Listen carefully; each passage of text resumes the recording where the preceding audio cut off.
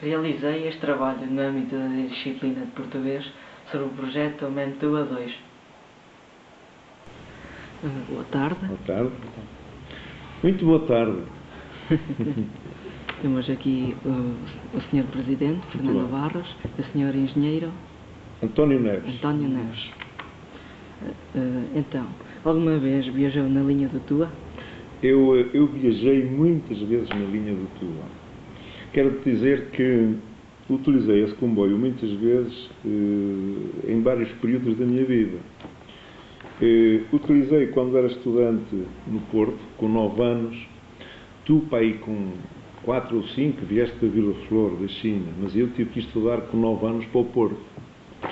E então utilizava, não sempre, mas utilizava muitas vezes o comboio a partir do Caixão, ia de caminhonete ou de carro até ao Caixão, depois apanhava o comboio, ia até ao Tua, no Tua apanhava o da linha do Douro e ia para o Porto. Era assim.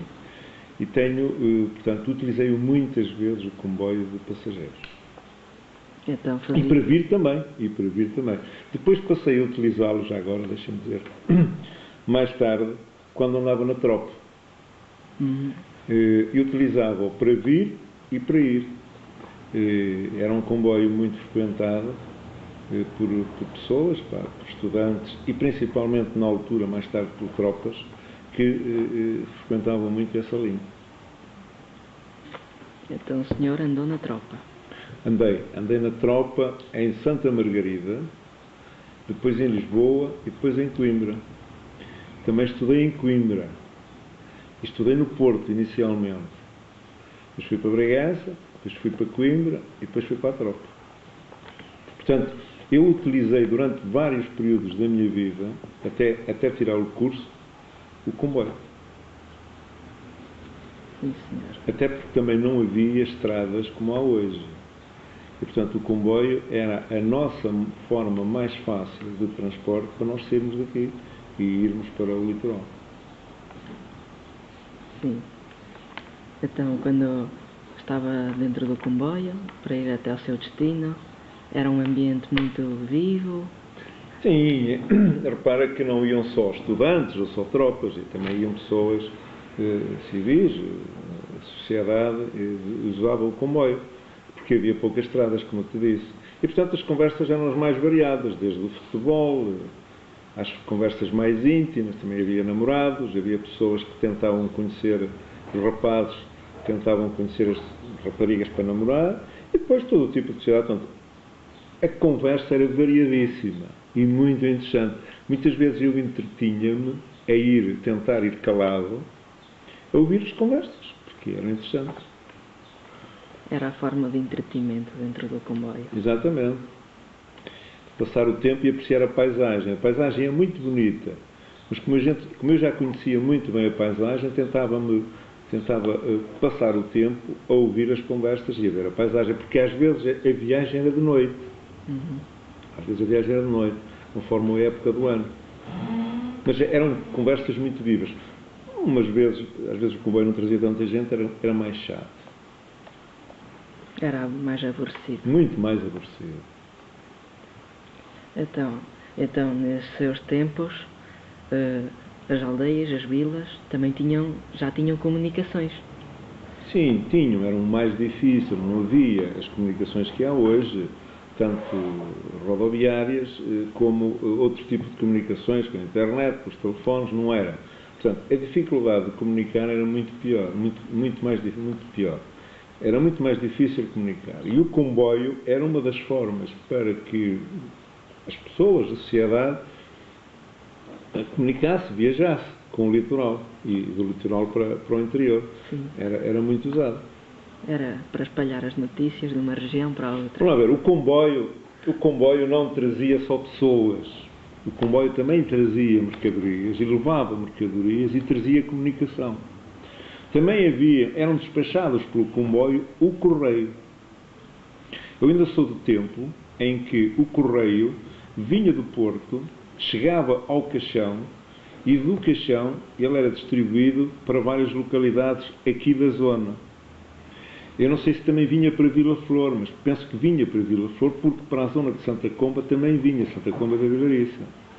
Tanto que havia, como não havia transportes de Santa Comba para o Caixão, havia uma pessoa que todos os dias, a pé, fazia aqueles quilómetros, não são para aí uns 10 quilómetros ou mais, a pé, pelos caminhos, e ia buscar o correio ao Caixão, para depois ser distribuído. Então quer dizer que nesses tempos ainda não havia táxis, nem meios de transporte, autocarros? Muito pouco, Wang, muito pouco. Havia muito pouco, porque havia algumas caminhonetas. Tens que perceber que não havia as estradas que há hoje. Havia muita mais gente, mas não havia as estradas que há hoje. E estas empresas de caminhonagem só faziam algumas linhas, aquelas que lhes serviam, onde eles tinham mais lucro. E principalmente para se chegar ao comboio, como te disse, ao Caixão, para chegar aos dias de feira a algumas localidades, também havia. Mas não havia a possibilidade de nós irmos de caminhoneta de Vila Flor para o Porto, ou de Vila Flor para Lisboa, nessa altura. Estou a falar na altura em que eu tinha a tua idade, ou menos, um bocadinho. E depois havia outro aspecto que era o preço. O táxi cobrava muito mais dinheiro do que o preço do comboio. E não havia muitos táxis. E não havia muitos táxis. Nessa época, os automóveis ainda eram muito caros. Muito caros, sim. E em relação a essas feiras, por exemplo, vendiam-se produtos regionais? Ué, eu como te digo, fiz o meu percurso de vida. Portanto, primeiro fui para o Porto, depois fui para Bragança, depois fui para Coimbra, e pronto, andei na tropa e tal. E, portanto, eu nunca fui muito de ir às feiras, mas a memória que eu tenho é que as pessoas usavam muito o comboio, as pessoas do Tua, do Vale do Tua, para ir às feiras a Mirandela, fundamentalmente. Essencialmente as populações de Ribeirinhas. A Ribeirinha, o Vieiro, Vilarinho das Azenhas e o Caixão. Quero-te dizer uma coisa. Aqui o Engenheiro Neves é natural do Vilarinho das Azenhas, portanto, que é uma localidade onde passa o comboio. Ele tem lá uma estação, que é a estação do Vilarinho. Os dias de feira era uma azáfama muito grande. Via-se pessoas com galinhas em gaiolas, com legumes para levar à feira para vender. E para depois regressar com a massa, com o arroz, com as coisas que não havia na aldeia. As pessoas levavam os produtos que colhiam, os animais e os hortícolas, e depois trocavam o dinheiro por outras coisas. Tens aqui uma experiência de duas pessoas que, apesar de eu ser mais velho, quero dizer que são duas experiências diferentes pelo seguinte. Enquanto que aqui o Engenheiro Neves é natural do Tua, portanto, de uma localidade que é a Vilarinho das Azenhas, que fica à beira do Tua, à beira da linha, eu sou natural do outro vale, do outro lado, que é do Vale da Vilariça. E, portanto, eu usava a linha como meio de transporte, enquanto que ele usa a linha como diariamente usava a linha, que era o meio de transporte diário. Portanto, ele tem uma vivência da linha completamente diferente. Ele e as pessoas daquela zona já iam à feira, para Mirandela, usavam muito esse meio de transporte. Eu não, eu usava a linha para me deslocar essencialmente para o Porto. O pai da minha avó, do lado da minha mãe, era o carregador da estação. O carregador era a pessoa que dava indicação essencialmente ao comboio de carga que vinha ali buscar cereais a Vilarinho.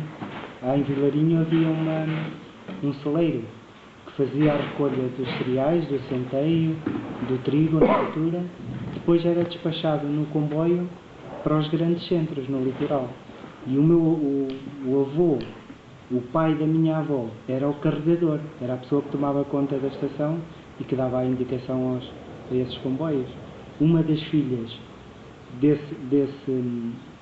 desse carregador perdeu a perna lá na linha. O pai estava a tomar conta do comboio, ela a gatinhar foi para a linha e cortou-lhe a perna. Ela ainda hoje é viva Pronto, e há esta relação. Portanto, tens a sorte de estar aqui frente a duas pessoas que sempre ligadas à linha do Tua, nas suas memórias e na sua vida, mas com experiências completamente diferentes. Ele vivia diariamente toda a azáfama da linha e dos comboios, e eu, mais à distância, era um utilizador de muitos anos do comboio. Deixa-me dizer que havia muita gente, por não haver as ligações rodoviárias que há hoje, que utilizava a linha do Tua para ir para o Porto. Utilizava a via estreita até ao Tua, à estação de caminho de ferro do Tua, e depois apanhava a via larga no Tua para ir para o Porto. Demorava a viagem na altura 6 ou 7 horas. Tinha que se ir num dia e vir noutro. Ou então ir de noite, de madrugada, tipo às 6 da manhã, e depois estar cá às 11 da noite. E às vezes não havia ligações no Tua, as ligações da via larga para a via estreita. Portanto, a linha do Tua foi fundamental para esta região. Mas quero-te dizer uma coisa, porque tu agora estás-me a avivar a memória. Eu quero-te dizer que também usei a linha do Tua não só para ir para o Porto, mas também para ir para Bragança. Porque a linha do Tua não vai só do Caixão para o Tua, ou de Mirandela para o Tua, também vai, e até Bragança.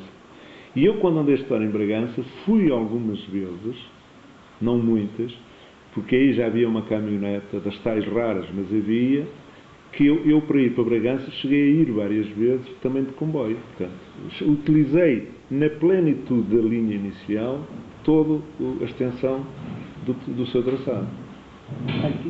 Nessa altura, quem queria vir, quem era de Vilarinho e queria vir a Vila Flor, tinha que fazer o percurso de comboio até ao Caixão.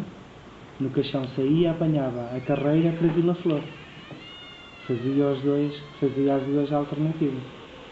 Porque não havia uma ligação por estrada mais direta, percebes? Hoje é possível vir de Vilarinho a Vila Flor em 10 minutos, porque há uma ligação direta. Antigamente não havia. Sim, então quer dizer que a linha do Tua era o meio de transporte principal e essencial. Exatamente, por isso é que ela foi construída. A linha do Tua teve até aos anos 80, uma força muito grande. Nos anos 80 talvez já não tivesse uma grande força, mas teve uma força muito grande em termos de motor de desenvolvimento desta região. Tanto de pessoas, como de mercadoria e comunicações, como te estou a explicar, como te disse há um bocado. Portanto, até mesmo em termos de correio, de correspondência também.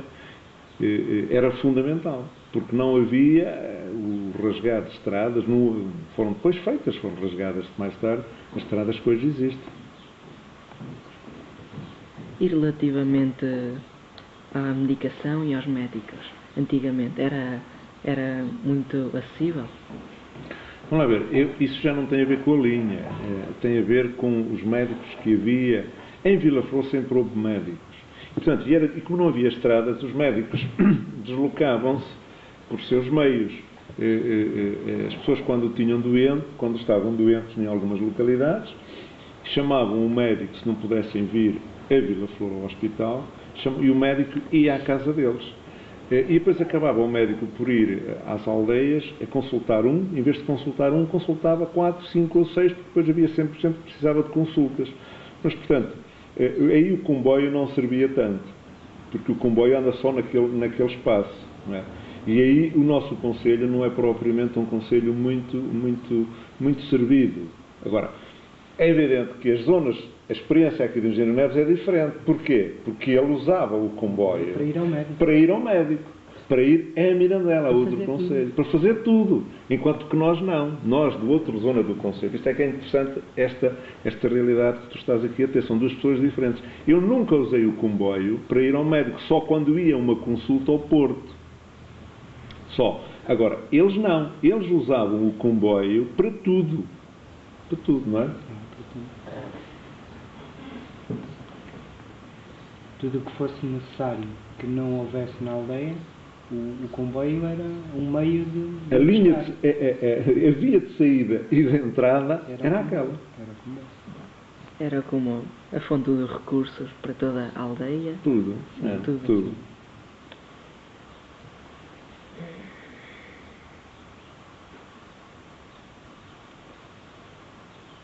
Em relação às tradições, são muito diferentes desde que são hoje em dia? As tradições em que aspecto? Diz-me lá. Como, por exemplo, as feiras antigamente eram diferentes das atuais. Faziam-se trocas em vez de dinheiro. Sim, mas olha, isso já é muito antigo, percebes? Porque o feirante, o negociante, vendia e comprava na feira. Portanto, o negociante propriamente dito era aquele indivíduo que ia para a feira, levava o dinheiro, muitas vezes comprava lá e vendia lá, outras vezes ia lá vender, fazer a sua troca. Agora, eu não sei qual é a experiência dos engenheiros. Sim, hoje é completamente diferente. Exatamente. O meu avô negociava em gado. Comprava ovelhas, vendia cabras, comprava bois, burros, e antigamente ele ia à feira, negociava, e depois quem lhe vendia lá ia levar os animais à aldeia. Hoje isso é praticamente impossível de fazer. Até porque já está proibido, determinados mercados estão proibidos. Está proibido por causa que do seja controle assim, de doenças e essas por coisas. uma série de circunstâncias. A realidade mudou completamente. Até porque hoje, tu sabes, hoje o mercado vai quase à nossa casa.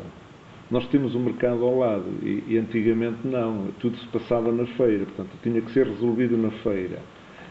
Isso era diferente, aproveitava para se fazer a troca.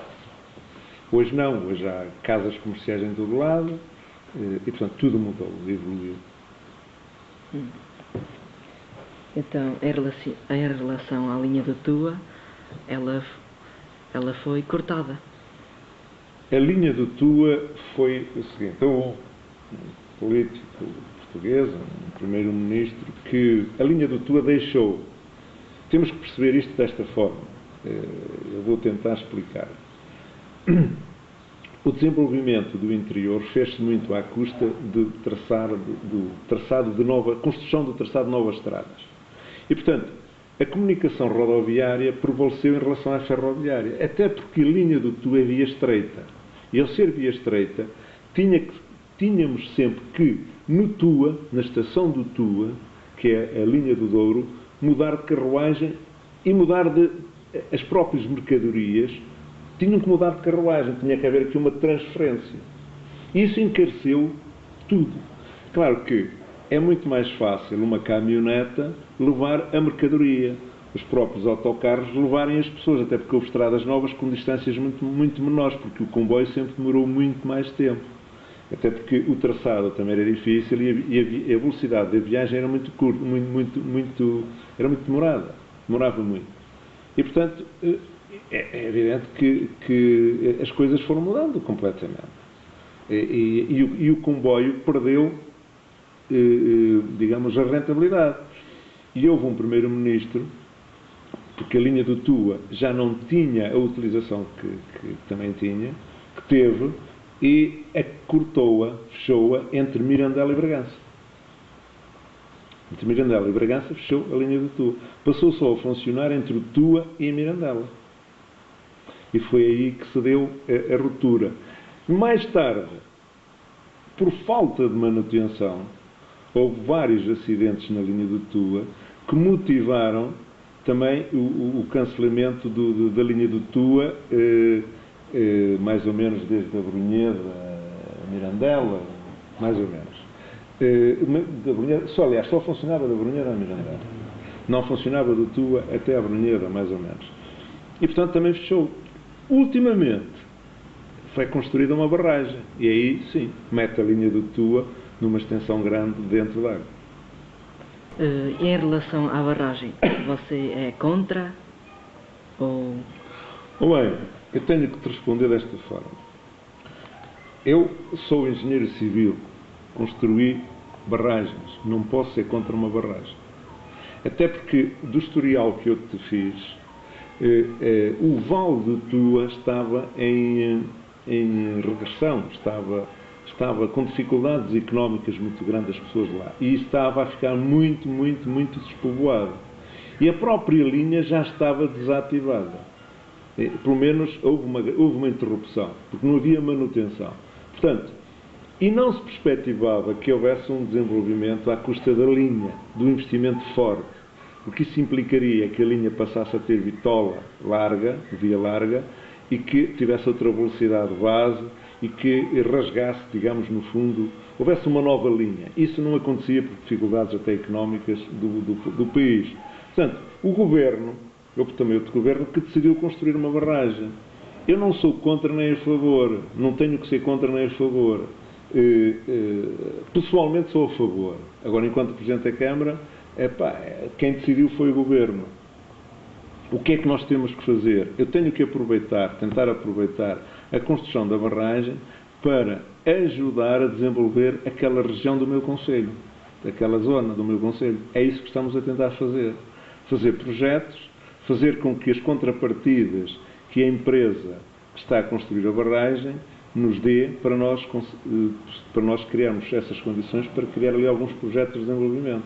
Um deles é exatamente o plano de mobilidade ao longo do TUA, que vai ser desta forma. Por isso é que estamos a trabalhar.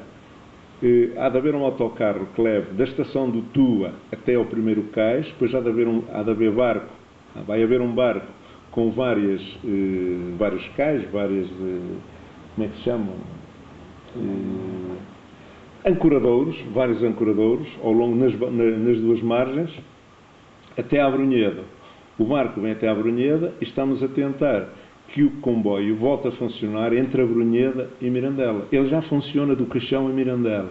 Nós queremos que funcione entre a Brunheda e o Caixão. Ou seja, mesmo não tendo aquelas caminhonetas ou aquelas carreiras diárias para as pessoas, que haja, em termos turísticos, que criar ali um projeto turístico de desenvolvimento para que o Val do Tua fique desencravado.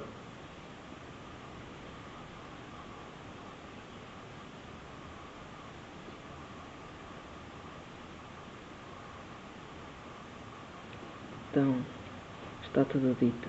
Então, por agora é só isto. Obrigado ao Sr. Presidente e ao Sr. Engenheiro Neves. Olha, Wang, eu é que te agradeço.